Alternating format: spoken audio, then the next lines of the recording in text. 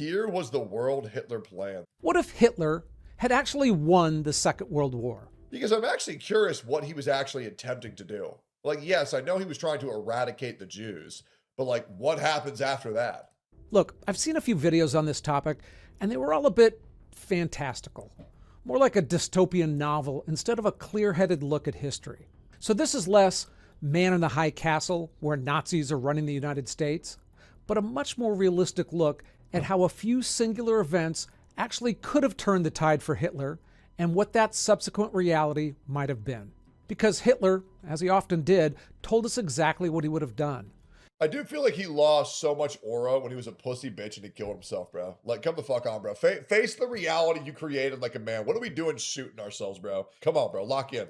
He wrote it down in detail with maps. And a real question is whether that world could have held together and what could have stopped it. I'm Ken LaCourte, and today's Elephant in the Room is about understanding a realistic alternative history that we actually could have faced. We'll start with how close he came. Okay. Because the Allied victory wasn't a sure thing. Then, the blueprint he was planning to build on top of a victory. Then we'll look at some of the problems with the Third Reich and how it may have been built to break. Finally, we'll take a look at the America problem. Wait, he actually believes Hitler killed himself? Wait, is there actually theories where Hitler didn't kill himself? He flew to Argentina. Hitler's in a hidden base under Antarctica. He didn't kill himself though, right? Hitler said he was coming back to say he was right. What? Hitler lives on the moon. He went to Argentina. I'll have to look into that next. I've never heard of that before, ever. Because that stood between Hitler and global domination. So let's first take a look at how close he came to winning the war. I mean, to our modern thinking, the Nazis were doomed from the start, and the good guys were always going to win. And that's a comforting story, but it's just not true. At the very least, there were at least 3 moments where a different decision could have given Hitler all of Europe. Take late May 1940. France is falling faster than anyone imagined. The British army is pinned down on the beach at Dunkirk, and a serious faction inside their war cabinet is pressing Churchill to cut a deal with Germany. The argument had some merit. I mean, Britain was alone. Their army was trapped, and fighting looked like national suicide. If that faction won that argument, the war in the West would have been over before the United States ever showed up. Really? Or September 1940, Battle of Britain. British pilots are dying faster than they could be replaced. Airfields are getting hammered, and the whole force is close to breaking. Ain't that some crazy shit how one difference in a war could change the entire outcome? If the RAF collapses, Germany owns the skies over the Channel, and an invasion of Britain goes from fantasy to something real. Or the winter of 1941, outside Moscow. The German drive on the capital, that had moved forward all autumn. In mid-October, the Soviet government panicked and began evacuating. They loaded up files onto trains. Government buildings were wired for demolition. By early December, German reconnaissance units had pushed to the very edge of Moscow, close enough to see it through field glasses, like 15 to 20 miles from the Kremlin. The entire Eastern Front was balanced on a razor. And Hitler, the same man who came that close, he also made mistakes that saved us. He halted his tanks at Dunkirk and let the British army slip away. He invaded the Soviet Union with Britain still in the fight, which every general since Napoleon could have warned him against. And after Pearl Harbor, he was under no obligation to Japan to declare war against the United States, but he did it anyway. Hitler came terrifyingly close to winning Europe. And if he did, what were his plans? Well, here's the blueprint. The historian Gerhard Weinberg, who wrote an outstanding history of the war, explained Hitler's plans in detail. It ran in phases. Phase 1 was Europe. I know Hitler was very anti-trans. So I believe if Hitler ever got to power, I believe the trans movement would have never happened. Because that's a lot of the books that he burnt in Berlin were about transgenders and how it would destroy society from the inside out. So I know that's definitely one repercussion is all this transgender shit would have never existed. First annexed Denmark, Norway, Sweden, and Finland as fellow... I also don't think platforms like Facebook would have ever come to fruition because all the Jews would be dead. Germanic territory. Turned France, Britain, and Ireland into controlled puppet states and knocked Spain and Portugal down to satellite states. Phase 2 was the real prize, the East. I mean, this is where it stops being conquest and become something else uglier. I mean, not ruling a people, but erasing them. The plan had a name, General Plan Ost, the master plan for the East. It called for the extermination or deportation of over 30 million people across Poland, the Baltics, Belarus, Ukraine, and stretches of Russia. The percentages are staggering on their own. Over 80% of Poles marked for removal. About 75% of Belarusians. Jews were marked for total extermination. The others, they were to be deported east or worked to death. Jesus! Slavs, they'd be pushed east into Siberia or kept as slaves. Then Germans would move in and resettle the emptied land. Running right alongside that was the Hunger Plan, which rarely gets mentioned and is one of the more chilling things that I've come across in this research. The architect was an agricultural official named Herbert Baca, and the logic was coldly practical. Germany wanted the food grown in the Soviet breadbasket to feed its own army and people, so the plan would have diverted that food westward. I'm really glad Hitler didn't have like a full beard, because his mustache is like banned across anybody ever like wearing it ever again. And that's like the only beard style that actually looks good on me. So I'd be kind of fucking cooked.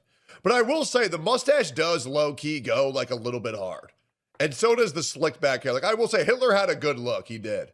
But if he had the full beard, he'd look more like a lumberjack. You know, it would kind of go hard. It's so iconic, I know. The planners wrote that number down. 20 to 30 million people in the occupied East were expected to starve to death.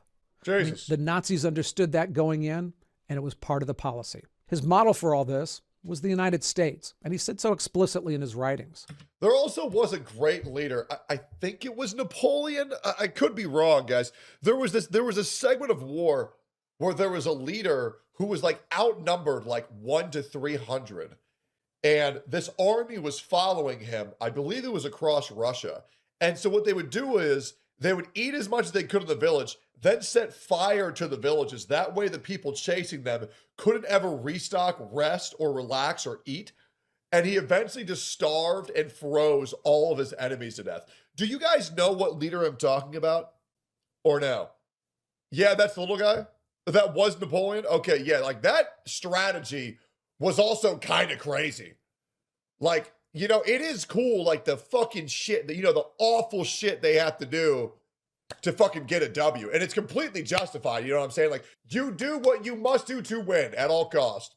In fact, he considered the scorched earth, Slavs he planned to clear off the land to be the new Native Americans. So we ain't got no shit like that no more. He looked at what Europeans... Although I guess the Iranians building elementary schools on their military bases, that way all of the emotionally captured white people can't bomb them back is also pretty fucking smart. You know, like these fucking illegal immigrants that come from Mojaco over to Spain and put fucking children on shields, that way police can't do their jobs. You know what I mean? Because now these people know that emotional warfare is how you win wars. You know? And it's like also like, for example, you know what else they do? You can't nuke anybody. You can't bomb anybody anymore. So what you do is you send in like Indians to like your country and you have them like fucking have like 50 kids and you rot the country from the inside out. You know, that's like warfare right now. Is send illegal immigrants to other countries to like spawn infinite clones to rot our culture from the inside out. And then you vote like Islamic and Muslim mayors into our offices and slowly have them encroach all of our territory from the inside and give themselves more rights and give us less rights over and over and over again. Like that is new age war tactics that nobody wants to talk about. You think Mamdani got into office by accident? You think it was coincidence? Fuck no. That was absolutely by design. And we all know it. You get these Muslims, they go into positions of power, they empower every other Muslim, and then they take away rights from the white man. They take away rights from the people who are natives. That's 100% what they're doing. And we all know, but everybody's too much of a pussy to fucking say it. Settlers had done in the Americas, and he was going to use that as a guide. The resettlement plans got very specific. Crimea was to be cleared and handed to German settlers. Great highways would push east into the conquered land. And by the way, Sharia law is not going to integrate well into United States culture. It is incompatible with United States culture. With new German towns strung along the way, all built with slave labor. Phase 3 was meant to come later. After taking Europe, Hitler expected to claw back Germany's old African colonies and help redraw the continent under Axis control. He was even counting on regimes like apartheid South Africa as sympathetic partners, not enemies. So the Nazi genocide that we saw killed over 12 million people, but that was only the opening act. The full plan for the East would have stacked tens of millions more on top of that in a deliberate, organized genocide running across the continent. Damn. As always with the Nazis, this wasn't a mob of thugs figuring things out as they went along. Heinrich Himmler ran the machine and even had professors design the racial classification systems that would decide who lived, who died, and who became slaves. It was genocide with footnotes. While all this was being planned, Hitler was moving forward with his favorite architect, Albert Speer, on a project they called Germania. It was a total rebuild of Berlin as the capital of the world. The centerpiece was a hall meant to hold 180,000 people with a dome bigger than St. Peter's in Rome, and with a triumphal arch big enough to fit the Arc de Triomphe several times over. Their aim was also to reshape religion as well. We tend to picture the Nazis as just being cynical about religion, willing to use the church when it was convenient and ignore it otherwise. But they were planning on destroying it as potential opposition. Inside Germany, they even had a name for the halfway step, positive Christianity. It sounded harmless, but in practice, it meant stripping out the parts of the faith that clashed with the Nazi doctrine. I'd never heard of this. Downplaying the divinity of Christ, erasing his Jewishness, minimizing the Old Testament, and tying what was left to the cult of the Führer. It was marketed as a more German Christianity, but the point was to bend the church around the state. Long term, they wanted Christianity gone from Germany altogether. Now, there's a famous 30-point program for a so-called National Reich Church that gets quoted everywhere. Bibles being replaced by Mein Kampf, crosses replaced by swastikas. But the wartime Gestapo traced it to a single zealot, so it wasn't official policy, and the state really never adopted it. But what isn't in doubt is that Alfred Rosenberg, the Nazi Party's main architect on religion, intended to hollow out German Christianity and eventually replace it with something built around blood and nation. Before the war, he'd already been put in charge of the party's philosophical education, which meant shaping the worldview of stormtroopers, Hitler Youth, and rank-and-file Nazis. Church leaders in the 1930s saw his rise to power and openly worried that the state had just put an anti-Christian crusader in charge of the nation's soul. And they weren't wrong. And the church was already bending. In 1938, about 90% of Germany's Protestant pastors swore personal oaths of loyalty to Hitler. The wording was pretty blunt. I swear that I will be loyal and obedient to the Führer of the German Reich and nation, Adolf Hitler. So help me God. I feel like every nation that was built and using Christianity as a foundation is pretty much just better off than any other religion, because it doesn't really prevent you from doing anything, and it just kind of requires you to just not be a piece of shit and just accept that Jesus Christ is our Lord and Savior, and then just says, yeah, accept Jesus Christ our Lord and Savior, and just don't be a fucking jackass. That's pretty much it. None of this bullshit where it's you have to wear a fucking black garbage bag over you at all times. And by the way, if you're gay, we're going to shoot you. And, oh, by the way, oh, no pork. I will never understand the no pork thing, man. I'll never understand that at all. So the regime didn't have to break the church by force because intimidation was already working pretty well. But even if Hitler won on the battlefield, the government he created had some fundamental problems, and in many ways was built to break. Start with the money.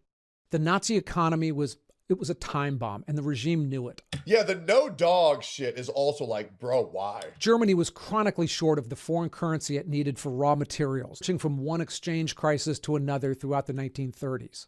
The rearmament boom, tanks, planes, uniforms, they ran on MIFO bills, government IOUs that were basically printed promises to pay later. Those promises came with a countdown, and the maturities were all due between 19... Yeah, we really live in a world where we owe more money than money exists. And I think it's fucking ridiculous. Because eventually one day it's going to have to collapse. Because we're fucking $14 trillion in the United States. To who? How the fuck do we owe more money than is in existence in the planet? It makes no sense. It really makes 40 trillion. Yeah, it makes no fucking sense. And what happens if we pay it all back? Are we going to live in fucking paradise? Is there a single nation that's not in debt? Let me actually Google that. Monaco, Macau, Liechtenstein, Brunei, Tuvalu, Turkmenistan. You made these countries up. They don't exist. Nobody knows what that country is. It doesn't exist. China, Norway.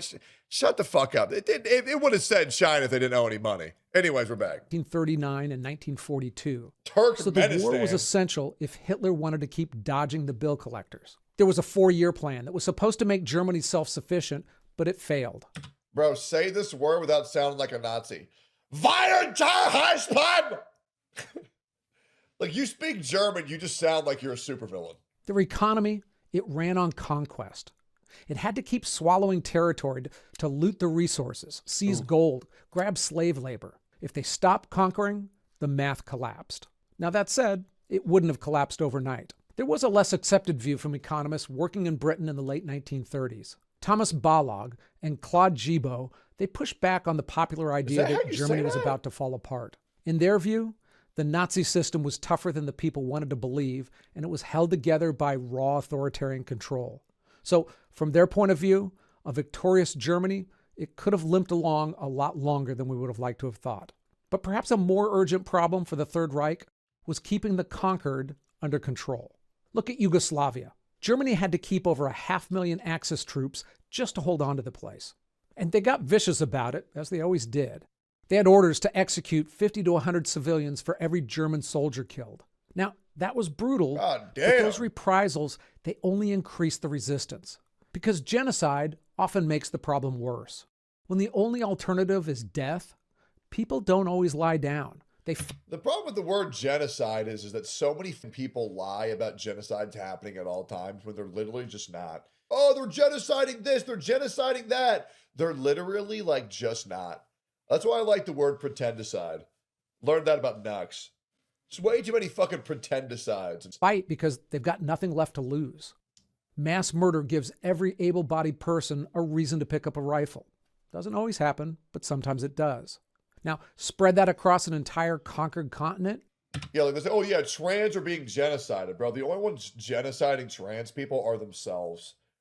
Okay, sorry, man. Like, that's just the reality. The ones that are marked for slavery or removal or death, and the Nazis could have been stamping out fires in a lot of places. On top of that mess, they had some serious political infighting, always. The Nazi leadership, it was a pit of vipers even in peacetime. Himmler, Göring, Goebbels, they were always angling for power. Also, side note, Himmler is like the Giga Chad version of Hitler.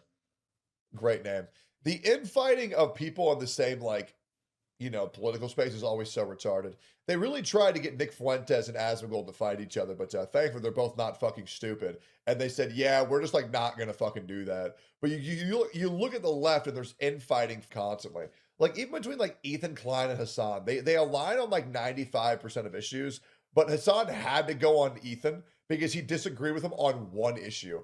It's like, you know, people like Hassan are so fucking weak where they have to fight anybody who doesn't agree with them 100% of the time. It is okay to have differences. And you know what's even okayer?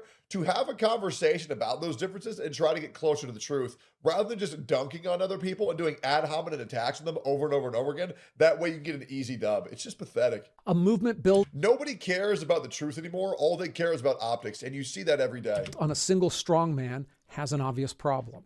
Hitler even tried to solve his succession problem as early as 1941. He signed a formal decree naming Göring as his heir. But 4 years later, he'd stripped him of all those titles and ordered him arrested for treason. Then he did the same thing with Himmler days before his own death. The two men he'd officially designated as his heirs both ended up thrown out before the end. And the problems weren't just internal. On paper, Germany and Japan were partners. They even split the world between them, drawing a line down the 70th meridian. Germany claimed everything west of it, Japan everything east. But nobody serious in Berlin thought that those borders would outlast the war. Was that Japan pre or post nerf? Because after Japan got nuked, they became very kawaii. But pre-nuke, they were like bloodthirsty fucking savages and like murder machines. If you want to know how we know what percent of the human body is water, that's because Japan used torture methods to find out exactly. That was pre-nerf. That was pre-nerf Japan. I would not fuck with pre-nerf Japan. There's a reason why we had to bring out the big guns, man. Those motherfuckers were OP. Once Japan had done the dirty work in China and the Pacific, the plan was to turn on them as well. I mean, When you've built a movement based on Aryan racial superiority, the Japanese, well, they just didn't fit that bill.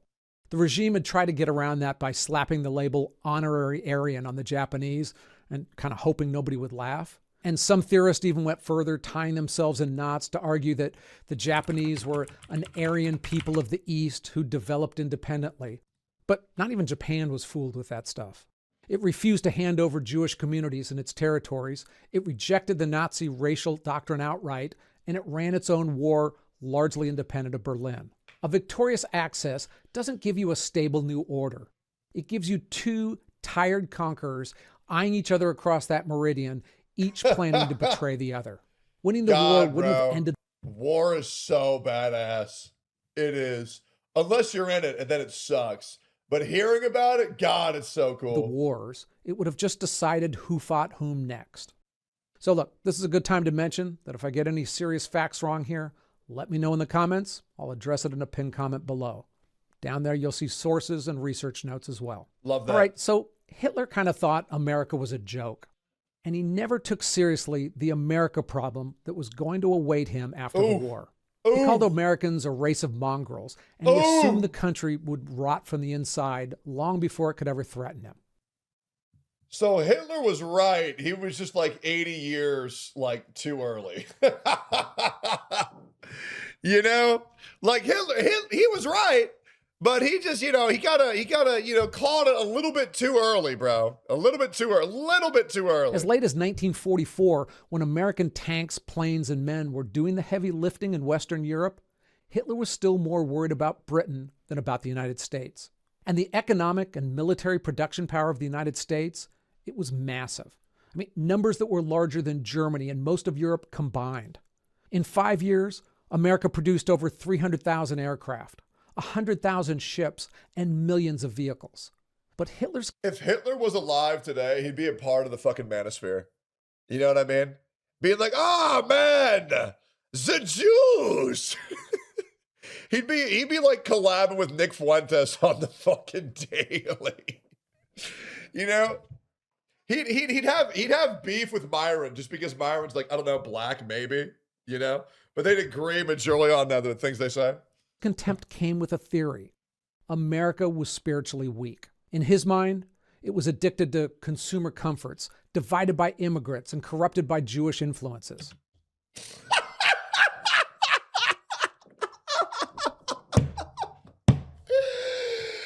Damn, bro, called it, bro. Bro, called it. God damn. He figured that kind of society wouldn't hold up under any kind of a serious stress, and it would eventually tear itself apart on its own. His military planners, though, they weren't so sure, and they had some ideas of their own. One program was nicknamed the America Bomber.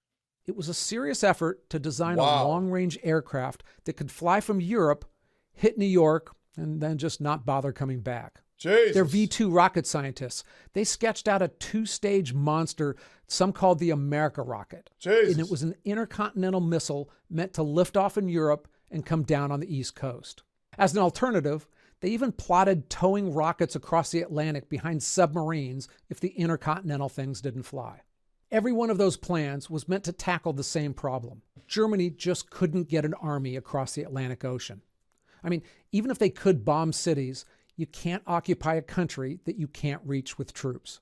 So that's why most historians think that a post-war reality would have been a sort of permanent Cold War with Nazi-controlled Europe on one side and an isolated and untouchable United States on the other. Giga-based. Now, that standoff probably wouldn't have left America untouched internally, though, because a democracy locked in a permanent Cold War with a continent-sized fascist state, that would have instilled fear here. It would have likely been a more extreme version of the Cold War with the Soviet Union. And that, God, can we just acknowledge like how fucking badass America is? Our flag just mogs every other flag on earth.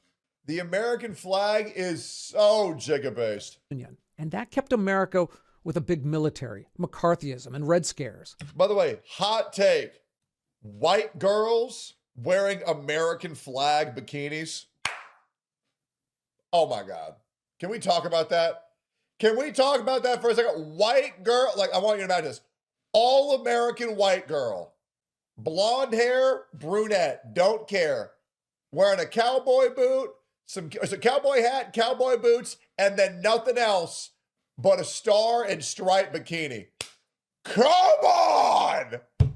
You know what I'm saying? Come on! Some good shit. That is what America is all about. Yeah! Nuclear drills in schools. Against a more powerful, vicious Nazi regime, America would have been fixated on that threat for as long as it existed. How would that have affected the United States? Yeah, and they're not fat. They're in shape. They're not, I want to make clear, they're not fat. You know, it's not hard to imagine loyalty oaths turning into loyalty tests, or emergency powers becoming more normal powers, and the line between security state and police state getting blurrier every year. Internally, America could have looked like a different country than the one that entered the war. But for a time at least, there would have been an ace that only the United States had: nuclear weapons. Yeah. The irony is that German scientists got there first on the pure science. In 1938, German scientists split the atom in Berlin, discovering nuclear fission. Damn. Then they walked away from it. In 1942, Hitler's people told him a bomb wasn't coming in any useful time frame, so the priority dropped. I mean, German teams, they never achieved a sustained chain reaction. They didn't lose the nuclear race as much as just wander away from it. By 1948, the United States had about 50 atomic bombs. God Germany, damn. even in a total victory scenario, almost certainly had zero, at least for a while. Damn. So Germany owns the continent, America owns the nuclear bombs. But would they have used them? Well, as we saw in Japan, and I did a whole video on this, That's the great thing about bombs. You don't have to use them. As long as people know that you have them, you really never have to use them. And that's the best weapon, is the one you never have to use. Or, as Tony Stark says, the best weapon is the one you only have to use once. It's great. U.S. military, they didn't have the kind of special moral qualms towards nuclear bombs that we have today. There wasn't a whole lot of debate by Truman or the generals. They were happy to have a big bomb to end the war that was killing Americans, and they used it as soon as they could. The only real variable in this scenario is when Hitler's win happens. If it comes early, before the United States is committed into Europe, there's no war left to end with a bomb, and no reason to use one. If it comes later, after years of fighting and thousands of American deaths, Truman probably uses it the moment he can, the same as he did with Japan. That nuclear advantage, though, doesn't last forever. Once Germany builds its own bombs, the U.S. loses its one-sided leverage, and you're back to a stalemate. I came out of this less sure that the Nazis were doomed, and more sure about how much it mattered. So a successful Germany in Europe, look, that wasn't going to last 1,000 years. It just had too many headwinds and problems within it. So that Reich would have collapsed at some point, but that could have been 10 years. That could have been 50 years. And that gap, that means tens of millions of people dead. So doomed eventually isn't the same as being stopped the way it was. What we know is that freedom wasn't inevitable. It got chosen by real people in real moments who could have chosen otherwise. And by most reasonable looks at the past, Germany could have won Europe, but America would have been the favorite to win the century. Damn. History has a way of creating questions that sometimes seem obvious until you dig into them deeper. World War II, certainly. And so does the modern Middle East. And there, one thing I could never understand about the war in Gaza was that despite most of them being forced from their homes, not one Arab country ever offered to take in any of their refugees. In fact, it was very much the opposite. The answer isn't simple. I mean, it has to do with histories in multiple countries over different... I think it's very simple. What would have happened is that Hitler would have created Mecha Hitler and lived forever. Transgenders would go into hiding. Illegal immigrants crossing our borders would never exist.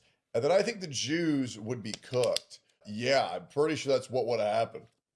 Anyways, great video. I love shit like that, man. It's so interesting.